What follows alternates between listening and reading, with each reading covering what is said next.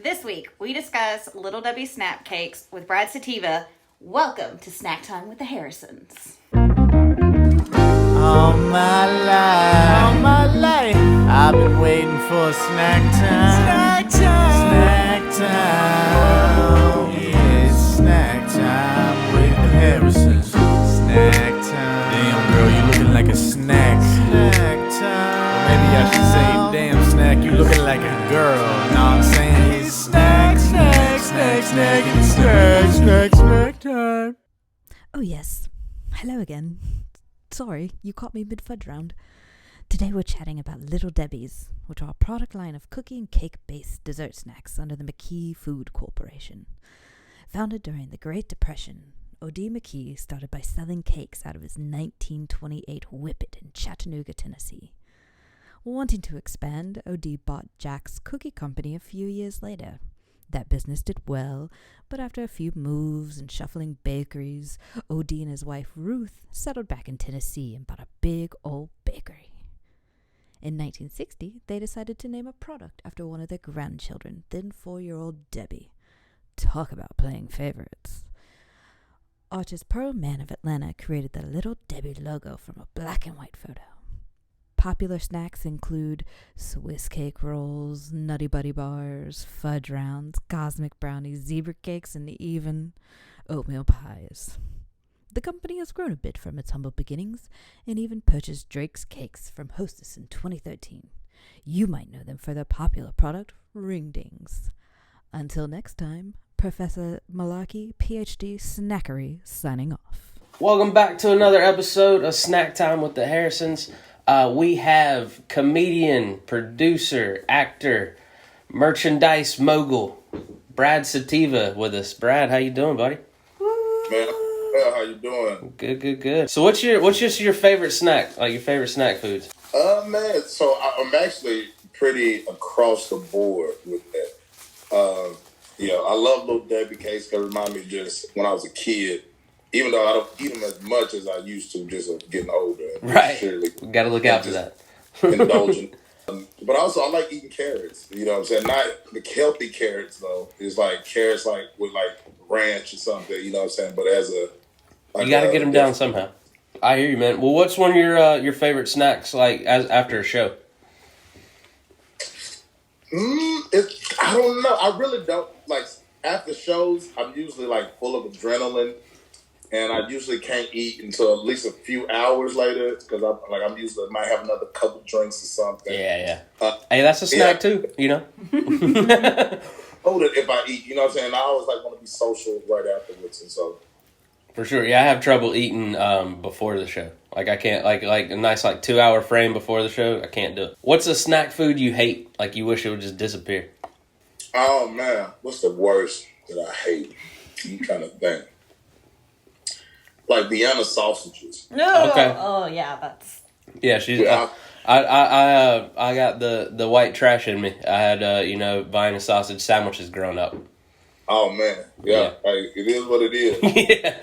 I said it to her, and I was like, you want a sandwich? She's like, get out of here. I was like, no, I'd rather starve to death. She almost had the divorce papers drawn up with that. Divorce papers were ready. Yeah. Like my grandma used to give us that and like crackers, so it wasn't like a real meal. It was kind of right. Just a little snack. Yeah, older, I got like, this Now, Brad, we know you produce a lot of shows around Nashville, but what is your favorite show that you've ever produced? Man, I maybe say my first one. Okay, out of the gates. I like it. Yeah, it's because I don't know. I was pretty new in comedy still, maybe 6-7 months in, and the whole thing is that I was seeing how other producers were doing their shows and not knocking anybody else that had successful shows, but I wanted to book my shows off people that I actually thought were funny, or that actually do well with crowds. So my first show I ever produced, it was Josh Wagner, Joe Kelly. Joe Kelly also booked me for my first show. Okay, Joe's hilarious. I love Joe. Mm-hmm. So yeah, Josh Wagner, Joe Kelly. It was Jordan Jensen, who's killing it. She's we started like the same year. She got Just for Last right before the world shut down. Wow. I had B Cove, and then Renard, B Cove. and then I had Terry T from Birmingham. Okay. Awesome. And that lineup, I'm like everybody killed. Yeah, everyone can carry their own on that one for sure. Yeah, and so it was just that show was so stacked and everybody killed. It gave me like, oh yeah, this kind of shows I want to come to. We did it was 9:00 on a Sunday. Where was it at? Wow. It was at Cabana. Okay. It's called Cabana Taps now. Okay. We had probably had about 100, 120 people in there. Yeah. Yeah, it was That's pretty dope. Yeah, dude, I love that, man. Well, another part of your shows that I love, man, is your merchandise. Please tell me how all that came to be. Well, I was my friend, who was it? It was Seth Pomeroy. He hit me up to do this. Like, he's like, hey man, I'm doing this fashion show. I'm hosting it. Like they wanted a comedian, like the potential to come in. I told them, man, that if I do the show, you should do it. And so I was like, I'll do the show. Okay, he's like, they ain't really paying anything, but you can get like network. They'll probably give you some free shit. I was like, all right, cool. Yeah, you said the magic words. All right, cool. I'm gonna go. So I went out and I did some time at that fashion show, and there was the two dudes who was over it. I kind of linked up with them, had a good set, whatever. And they was like, oh man, that's dope. They gave me some free stuff, like advertised. And then we started talking, and I was known for wearing hats because the whole thing, my first year, I told myself I wouldn't cut my hair until I headlined the show. You know what I'm saying? Okay. A little personal goal. I like it. Yeah. So my hair started to get wild, and so I started wearing hats. Yeah. And then by that time, that's when I started kind of picking up, and then so all my pictures of me performing comedy is pretty much I got hats on. Yeah. Same. At the time, and so it was like, oh okay. Well, I should do probably a hat probably. And so when I was thinking about what I wanted to do, I made this logo a long time ago.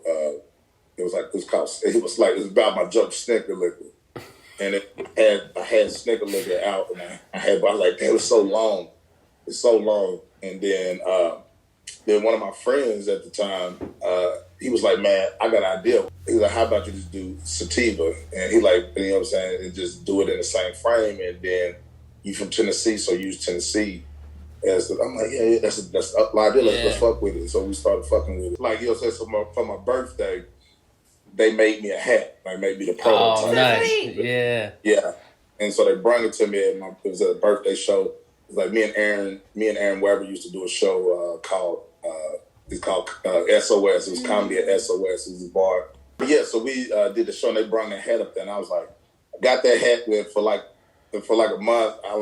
He as a merch guy, he hear a lot of people telling him what they're gonna do and how they're gonna do it. So I never really wanted to badger him about that. But right. I was like, yeah. But I told him like once, I'm like, hey, when I get these, ain't gonna be no turning back. After my birthday, I had some little money saved. I bought 10 hats, and then in 24 hours, I sold 7 of them hats. That's and awesome. then so I hit him up. I'm like, I need another order.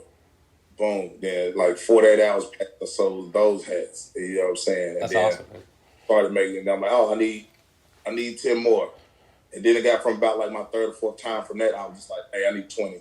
Yeah. I need 30 of them, 40 of them. And just started going from there. I see so many people on social media wearing them. So, I mean, it's perfect.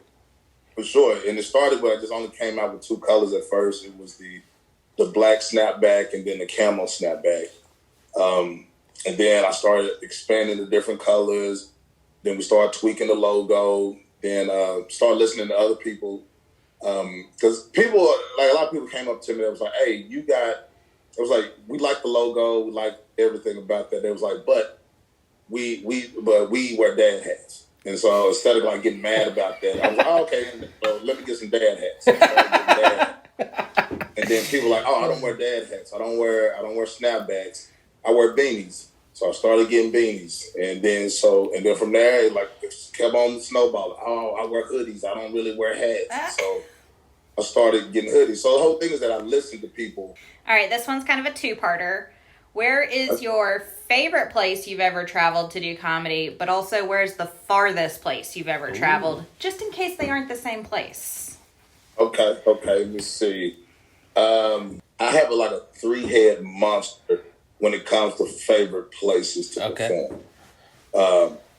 And it's Atlanta, Chicago, and Denver. Oh, Yeah. man. Yeah, I love I love Denver. That's a good trifecta. I love Atlanta, too. I hadn't made it out to Chicago. I've talked to you about it before. I want to pick your brain. I want to get out to Chicago.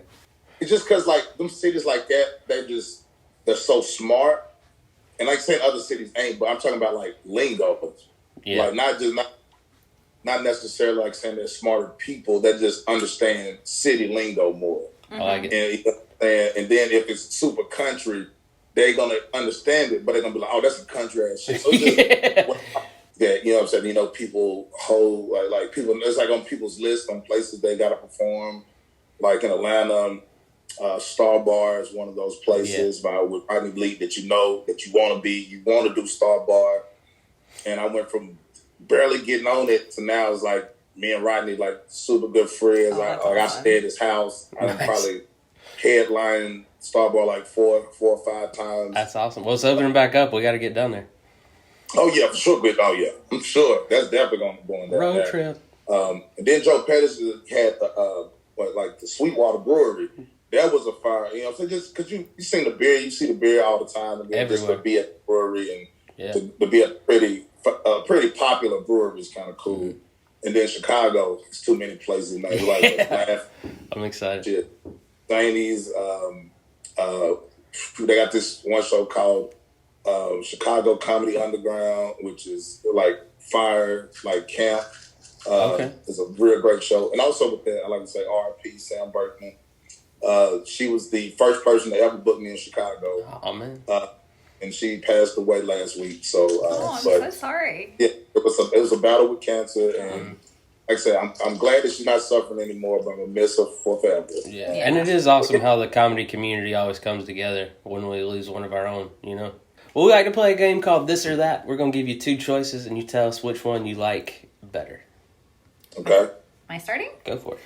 Hosting or guest spot? Hosting. You're such a good host. You bring such good energy when you do host. I love when you host, Brad. I will say that. I started out hosting, and I started running my own shows, and I started hosting. It's a skill you gotta have. You gotta have it. Yeah, gotta have it, man. And that's actually the first thing that I did before me starting comedy. In college, I used to host these step shows that we used to have for Greeks. Mm-hmm. I got to do that, and we used to do that 1,000 people theater. That's fantastic. Awesome. Yeah. So I guess that's why I never had really too much stage fright because of church. You know what I'm saying? Yeah, I started off in church too, man. We had a youth group sketch team, so we did Jesus themed sketches for the church. We'd travel. It was weird. That's horrible. Yeah, it was terrible. I was Jesus a lot. I didn't like that. All right, man. Doritos, nacho cheese or Cool Ranch? I'm nacho cheese. I like it. In general, chips or candy? Chips. Same. I love them. I can kill a bag of chips. That seems to be pretty universal so far. Yeah. All right, what about Reese's Pieces or M&M's? Reese's Pieces. Man after bone heart. I love it. Butter or white cheddar popcorn? White cheddar. Oh, yeah, definitely. We got to ask, this is the one that we ask everybody. Chocolate or vanilla? Chocolate. Still haven't had a vanilla answer. Krispy Kreme or Dunkin' Donuts? Krispy Kreme. When that sign's on, you know what I mean? You can't turn it down. Even they age better. They Krispy do. Kreme age better. Yeah. You know what I'm saying? I feel like by the time you get home with Dunkin' Donuts, they're already Yeah, bad. it's you gotta do too much. You might gotta throw it in the microwave or some shit.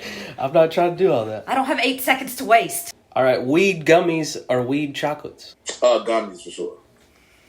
And then the ultimate question: Sativa or Indica? Oh, Sativa all day. I was like, it's gonna be awkward if he says indica. Last question: Shorts on stage or hoodie season? Oh, jeez. Okay. This is like controversial issue for me. I know. You know what I'm saying? I love it. I'm a fan of both. I would have to be I'm gonna pick both. I'm the same. The most comfortable I ever feel is wearing shorts and a hoodie at the same time. And I like my hoodies because I will wear hoodies all the time, especially I wear my hoodies, so that's like extra promotion. Yeah. But then just I never leave town without a hoodie though. It don't matter if before I had mine. You just never leave town. Gotta have a hoodie. If you go anywhere you travel, you always bring a hoodie. Yeah. That just you gotta just bring a hoodie. It's that safety blanket. You know what I mean? Yeah. If it's a little, if weather fuck up, you have some line of defense. If it's raining or something, yeah. Hoodies is like, and then shorts though. It's like shorts on stage. Hey man, that's like for real. I'm saying like this. That's white people rule. You know That's why I love it so much, man, because it's not a real rule. I wear shorts, and please say something to me, because it has nothing to do with my comedy whatsoever. Exactly. That's like white dudes. That's based off white dudes who was worried about their legs being white on stage. That's why. That's like, come on, bro. Y'all ain't finna hold me to y'all white people standard that. You know what I'm saying? Yeah. It's the South, man. It gets hot. I'm wearing shorts on stage. I'm sorry. Oh yeah, we did Bonnaroo. It was like, come on. Yeah, you're not wearing pants at Bonnaroo. Nobody's wearing pants at Bonnaroo. No one has on pants at Bonnaroo. Yeah, it was no way. I didn't even pack no pants. Yeah. Well, what all you got coming up? I know you got big plans for the summer and fall here in Nashville. What all you got coming up? I want to stay closer to Tennessee. I want to stay Nashville heavy. I want the reach that I do. I want it to be no further than maybe an hour out. So I want to focus on more smaller cities, the Columbias, Dixons, the Hendersonvilles, but just do one-offs, not necessarily do it, but just. I'm sure they'll eat it up. I'm going to smaller markets in Tennessee and connecting with them. Because I got Tennessee through all across my logo, and so I want to be able to go and travel like I'm a preacher. The Tennessee circuit. So that's kind of my plan with that. But yeah, I just want to stay close because I think the world's opening back up, and I could rush and try to get back out. I am hitting a few spots. When I say that, I'm like to be in Chattanooga in July. I'm gonna be next month. I'm gonna be in Chattanooga twice. Once in June, once in July. I'm gonna be in Asheville.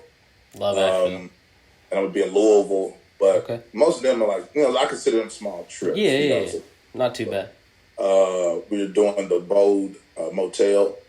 And it's gonna be a collaboration with the Bode in Chattanooga, and so it's gonna be comics coming from New York and Chattanooga. All right. And then Asheville comics too. And so nice. It's gonna be probably about 5-6 comics a show, but it's gonna be kind of a merge, and we're gonna be doing that on a monthly basis. They got an outdoor patio. Yeah. The stage made out of a pickup truck from like the 50s. Yes. Real Nashville shit. I love it. It's going to be a real great show. So yeah, we got that coming up. Then brunch at Zany's. We got that to 12. I got potentially some big news of that. Not now, but coming up with brunch. We got some working on some things, and we got some potential good news for that. And then Disc Insider, local distro. I love the local distro shit. Comedy, bringing that back here for pretty soon. And then we're gonna be doing a lot of one-offs too as well. I love to hear it, man. Well, where can they find you on the social medias and whatnot? Yeah, so Instagram is gonna be Brad Sativa, all one word. And then for the merch, it's gonna be Sativa BNA, all one word. On Facebook, it's Brad Sativa BNA. That's my fan page. So it's like a merge of my comedy and my merch. I didn't want to. I got enough pages. You're right. The managing of it is just a nightmare. Yeah. I want to combine them where it's like, you can update 20 things. My comedy and my merch. And then, here you go. Yeah. So I kind of just combined them, and then Brunch of Labs, just that on Facebook too. So yeah. Awesome, man. Well, thank you so much for being on the show, man. We look forward to having you back so we can get some updates on these the big news to come. Yeah. Yep, for sure. Yeah, look forward to seeing you out in the future too, bro. All right, man. You have a good one. I appreciate you. Y'all hit that subscribe button. Too. We'll see you next week. Bye, guys. Good to see you. Yeah, for sure. Bye. All my life, I've been waiting for snack time. Snack time. Yeah, snack time with the Harrisons. If I give you a hat and you start adjusting the back of it to fit your head, It's done. you know what I'm saying? Oh no, it's yours now. Yeah, for sure.